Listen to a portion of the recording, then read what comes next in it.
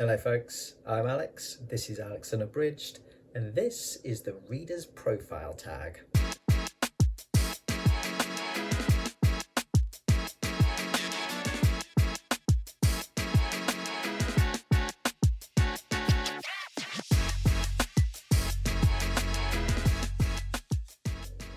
So welcome back to the channel if that is the case.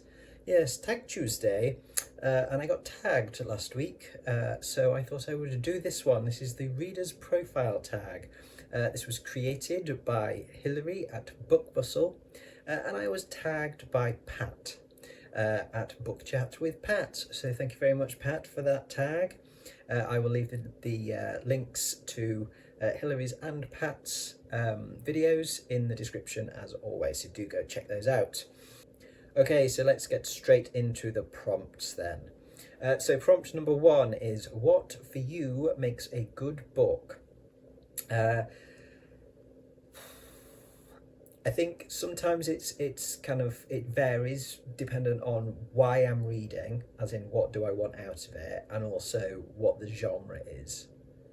Because I'm very much a genre reader, so I look for different things in different genres. But I think a kind of an overall thing that's common to whatever I read, I think, is first of all balance. So a good balance between, focus on character, plot, atmosphere and setting. If you think of those in a triangle. Like I want something that sits in kind of the golden zone in the middle that kind of hits all of those quite equally. I don't tend to go for stuff that's much more towards, like, say, just the character and a character study, or just plot, like really plot heavy. I like things that are very balanced in that respect. And I think the thing that really, I really appreciate and will bump a book up in my estimation is if an author can really put me in the world of the book, visually speaking, because I'm a very visual thinker. I have a very vivid, like, mind's eye. The mental imagery generally that I get from within is very vivid, and I've got very good visual memory, and I like very much to be able to, like, essentially create a movie, if you like, from what I'm reading. I like to be able to picture it really in a really detailed and really vivid form. When an author can really evoke very detailed visuals for me, then I'm a very happy reader. So that is something that I think that's one of the biggest things for me. Okay, prompt number 2 then is, what are you currently reading? Trash, and yet more trash. It is Garb August at the moment, so I am drowning in trashy fiction, and it's fabulous. But yeah, I'm reading reading my way through the Garbology anthology, put together by our very own Criminoli and Mr. Troy Tradup. That's super fun. I'm really enjoying that. I'm about 5 stories in at the moment, and it's excellent. I'm loving reading it. And I've just finished, actually, The Vampire Knitting Club, which is a cozy paranormal mystery involving vampires and knitting, funnily enough. So I'm in between books at the moment because I've literally just finished that last night, and so I'm mulling over what to read next, but it will be more trash, no doubt. Okay, prompt number 3 is, what's the last book you didn't finish and why? I think we have to go back to April for this, and that is Stranger in a Strange Land by Robert Heinlein. This was one that I was reading, part of my big old science fiction reading project where I'm trying to get into some classic science fiction, and I've enjoyed the majority of it, the vast majority of it, very much. But this was one that I didn't enjoy. I think I got about 100 and something pages in, and it started off well, but then it became it was speechifying. There was a lot of long drawn out speeches by characters that were just a bit much, to be honest. It zapped all of the pace out of it, and it just went on, and it was quite pompous. And it just lost me, really. It just kind of lost the momentum to read it and just kind of went, no, this is not what I'm here for. So I put that down. I put it down and tried leaving it for a bit, picking it back up, trying a bit more, but no, didn't happen. So that was why I DNF'd that one. Just not for me. Just not for me, that one at all. Okay, prompt number 4. What obscure book do you wish other people would read? There's not that many books I would say that I've read that I would call obscure. The one that comes to mind is The Minotaur Takes a Cigarette Break by Stephen Sherrill, which I read many years ago now, and it's just a really interesting book to me. I read it at a time in my life where it meant a lot to me, but it's just quite an interesting concept, and it's written very interestingly. And Sherrill's a poet as well, so the prose is quite poetic. It's quite lyrical prose. It's beautifully written, but I never really hear anybody talk about it. And one that I hardly ever hear talked about is my favourite book of all time so far, and that's The Passage by Justin Cronin. And I absolutely adore that book. I still struggle to see why it's not more popular than it seems to be. The trilogy is very good, but the other two books aren't a patch on the first, The Passage. That one is just, I absolutely love it, and I just never hear anybody else talk about it apart from me wanging on about it. Okay, prompt number 5 is, what's the longest book you've read? It's going to be a Stephen King, and it'll be The Stand at 1,348 pages. So that's the complete uncut edition. It's closely followed by another Stephen King with It, at 1,168 pages. In fact, I think at least 3 of the top 5 longest books that I've read are King's. Okay, prompt number 6 then is, if you could have a dinner party with 5 fictional characters, who would they be? This was quite tough, this one.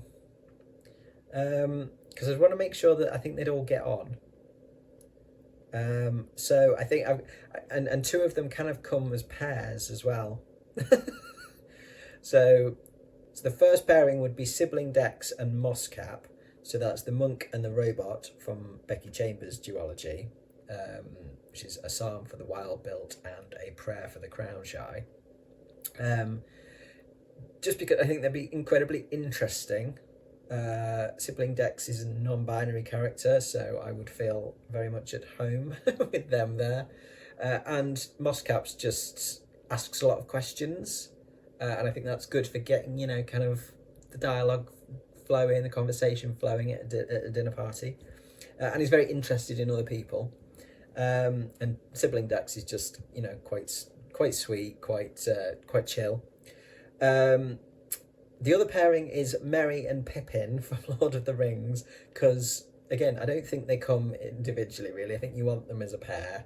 They bounce off each other. They provide some entertainment, that's for sure. And I think they probably find Mosscap quite intriguing. And then the final one, which is kind of a random addition to those lot, is Corellan from Childhood's End, who is the Overlord. In Childhood's End, of the aliens that come to Earth, and I just think Corellan's very polite, but has got a very good dry sense of humour as well, and is again very interested, and I think would just take everything in his stride. But yeah, I think there would be some interesting conversations that would go on between those 5 folks. And some entertainment as well, certainly with Merry and Pippin there. Drunken entertainment, no doubt. So there you go. Random dinner party, if ever there was one. Okay, prompt number 7 then is, what 5 books would you want if stranded on a desert island? Another quite a difficult one, this. The Passage, my favourite book of all time, because A, it's long. It's like 900 and something pages, I think. And it's one that I can just reread and reread and reread, till the end of time. I'd have to take some Stephen King with me. So I'd take The Stand, because it's long and it keep me going for a while, and I love it. It is a really, really good one. It's not my favourite. That title goes to It. That's my favourite Stephen King. But I wouldn't take that with me because I think it would freak me out too much reading it on my own. I do actually find that one quite scary, whereas The Stand I don't. It's great, The Stand, but it doesn't scare me in the same way as it does.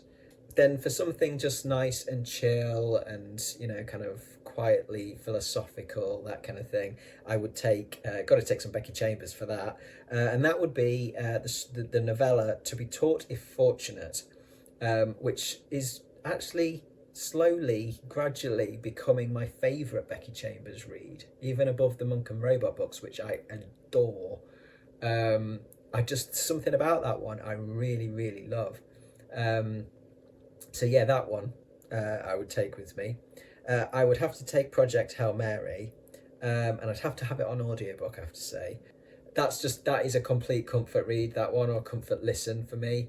I'll put that on if I'm feeling unwell and I've had to kind of go up to bed or something, or if I'm just feeling a bit blue or whatever. I'll stick that on because I know it really well, and it always cheers me up. I love that book. It's fantastic as a kind of just a real comfort read. And then finally, I think I would probably have to take probably some Philip K. Dick with me. I'd need some more science fiction. I don't want to take too much horror because, again, it would scare me. I don't want to be scared on my own. But I think I'd take some Philip K. Dick. I think I would take A Scanner Darkly, because that's I could use a reread on it, but also it's a thinker for me. It's one of the ones that really made me think, and kind of question stuff quite a bit when I first read it. And I can always get more out of Philip K. Dick each time I read it. So yeah, I think I'd take that one with me. Also, that has sort of nice memories connecting me back to home as well. So I'd take that one. Okay, prompt number 8 then. A book that you couldn't put down. Again, choices. I like my books quite fast paced and page turnery, so there's quite a few, but I'll give you 2 to this rather than 1. The first one is The Shining by Stephen King. This was my first proper foray into any horror when I was about 16. First Stephen King that I read, and what got me hooked. I read this on holiday. I was on holiday in the Slovenian Alps. So I was reading it in a hotel in the mountains, which must have helped. But it was a great holiday. It was a lovely holiday, and I had a great time going out with mum and dad and sister and stuff into the mountains and up to mountain huts and eating ice cream and all that good stuff. But really, I just couldn't wait to get back to the hotel. I remember not being able to wait to get back to the hotel in the afternoons because it was extremely hot when we were there. So we would get up early and go out and do stuff, and then come back to the hotel about 2 o'clock-ish and have 3 hours siesta essentially, until we were going out for tea, and then we'd spend some time outside in the evening when it had cooled off a bit. But yeah, I couldn't wait for that 3 hours of the afternoon. When everybody else went back and had a nap, I didn't nap. I immediately picked up the book and I was in it, and I absolutely loved that book so much, and I was really, really sad when it finished, when I finished it. That's the first one sort of as a teen that I remember doing that with. One as an adult, which isn't necessarily a page turner in the same way, because it's not a fast read for me, this one, but I was just enthralled, and that's Foucault's Pendulum by Umberto Eco, which is my favourite of Eco's stuff. It was tough. In fact, it was the first Eco that I read as well, and it's quite a tough read. Eco has a very extensive vocabulary and uses a lot of very, very specific words. He picks his words very carefully, and he uses a lot of sort of archaic and arcane words in this as well. And there was a hell of a lot of stuff I was having to look up all the time. So it was quite a slow read in that respect. But the concept of it, the story of it, the mystery of it, all that kind of stuff, and the masterful way it's written just had me just glued to it. And in fact, I was reading it. I remember reading it on the way to and the way home from works when I worked in the city of Manchester, which is about a 25-minute train ride home. There and back. And I remember one day I was so into it that I looked up suddenly and realised we were pulling out of my station, my stop here where the house is. So I was like, oh, crap. That's how into it I got. But really I was just kind of like, oh, well, I'll just sit on the train until it goes to the end of the line and back up again and keep reading. So it was no bad thing, really. I got another half an hour reading it on my way home. Just made sure I had got off, when it stopped on the way back through the train, rather than ending up back in Manchester again. But yeah, that one, I loved that one. I need to reread that as well, because it's been a long time since I read it. I mean, that would have been... it would have been at least 10 years, I should think, since I read it. But I know it's not a quick read. So I need to wait for the right time to reread it. But yeah, cracking book, that one. Okay, prompt number 9. 5 books or authors you will never read. There are a handful of authors that I will never read because I have kind of a fundamental aversion to the author and the sort of things that they have said publicly, that I find offensive, bigoted, etc. There are always going to be, people out there who I don't want to engage with, and part of that engagement would be buying their books. I'm not going to do that. But generally, most of the stuff that I would say I would never read, or be as close to certain as possible that I would never read, is purely because I'm not interested in that particular type of writing or that particular type of book. So I'm not a fan of classics, and I don't really have that much interest in reading some of the big literary classics. I have no urge whatsoever to try any Dostoevsky. I have no interest in trying Proust. I don't really have any interest in trying Victor Hugo. Those sort of classics, those massive books, and they're just not for me. I've tried a few bits and pieces of classics over the years. I've found bits that I like. It's generally the shorter stuff. It's generally things like science fiction. I like Jane Austen, things like that. But yeah, those are just, I'm pretty damn sure they're not for me. So that's kind of a very close to never. In terms of modern authors, just again, ones that I just have no interest in the sort of stuff that they write. I'm sure they're very good at what they do and they've got massive fan bases, and that's great. But for me, no. I mean, again, people like Colleen Hoover, or even somebody like Sarah J. Maas, who writes, romantasy type stuff, whose name I see everywhere. It's like hugely popular, but it's not my cup of tea, so it's just not the sort of stuff I'm ever going to want to read. So nothing against them particularly, it's just not for me. I've got plenty of things on my list that I do want to read, and I ain't never going to get through all of that. So it's like I've got to pick and choose. Okay, prompt number 10. If you were to write a book, what would it be about? I am writing a book. I'm writing a couple of books, in fact. So I'm writing fiction. I'm writing short stories, which will go together into a collection. That's one book. I'm writing a novel, which is sort of a kind of detective thriller, police procedural type sort of mashup with a creature feature sort of plots with some folklore mythology mixed in, set in rural Wales. And then I'm writing another one which is kind of more of a personal one, which is kind of, again, it's sort of a memoir, but it'll be done in kind of flash fiction, auto fiction. So it is kind of my memories, but embellished and kind of changed and played with, that kind of thing. That's basically all about kind of, you know, my trans experience. So that'll kind of have bits of almost poetry in it as well and stuff like that. So that'll be I'm not sure exactly what that'll look like yet. It's just coming out in bits and pieces. But yeah, it will be a book at the end of the day. Okay, prompt number 11 then is to tag some folks. I will tag Crystal at Fibre Artsy. I will tag Michael Romeo Talks Books. And I will tag Lekden at Reading from the Depths.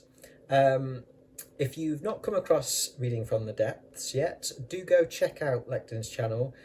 He's been around for a little while as a BookTube viewer, but within the last month or so has started his own channel, and he's a very interesting and lovely guy, and he knows his stuff, certainly when it comes to horror, especially short stories, anthologies, things like that. He reads a lot of horror, a lot of science fiction, some fantasy, lots of queer fiction. It's just really interesting to listen to. And reads like, you know, a really interesting range of stuff. So do go and check out Lekden's channel, Reading from the Depths. I will obviously link to all of these people in the description. To you three, if you fancy doing this tag, if you're up for tags, then give it a crack. So that will do from me today, folks. Thank you very much for watching, as always. Do drop your thoughts in the comments below. It's always lovely to hear from you. I will be back on Friday with my wrap up for all of my reading in July. So I do hope you'll join me then for that. But from me, for now, that's ta-ra.